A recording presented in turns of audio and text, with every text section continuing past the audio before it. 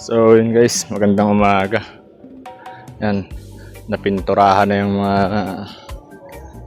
gagamitin dyan sa renovation ng Pandayan. Pero wala pa.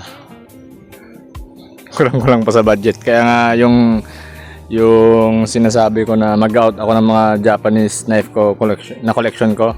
Totoo yun mga brother. I-out ko yun. Dagdag na rin. Wala pa akong semento.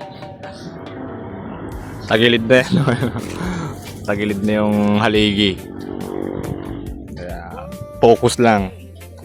So dito tayo sa order ni Brother Nestor.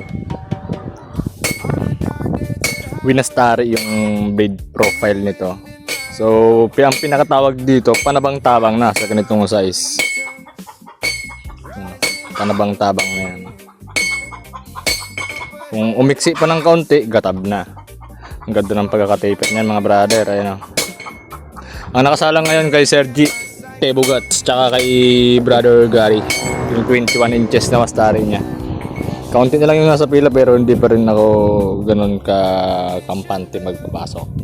Nagpapasok din mga maliit lang, hindi ganong kahirapan gawin. Ang nabago lang dito, pinaniki niya eh. Ginawa niyang pinaniki. Yung pattern kasi nito mga brother nasa 26 to 30 inches yung pattern niya nun.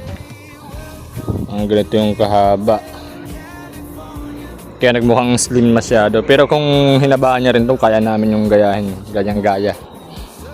Kaso 11.5 lang ata to eh.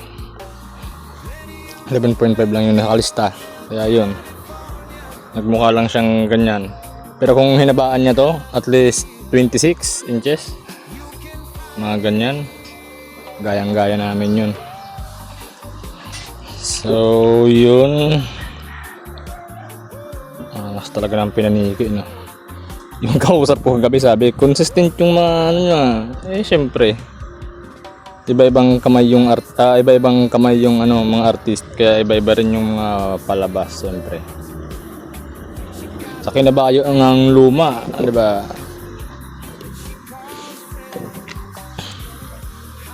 Yung gap na magpapanatili dyan. Barayong yan mga brother.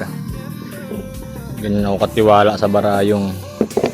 May mga vintage, may mga antique na minasbad na nakabarayong brother. Siyempre ang iriga nun, hindi pa nila gaanong alam yung marabikal kasi costalis. Yung marabikal nasa coastal yun, mga bukid talagang costalis. So Kamagong siguro. Yung marabikal iba rin sa Kamagong eh. Kamag-anak lang. Pero sa barayong talaga tiwala ako dito. Iba ang bangis ng barayong mga brother.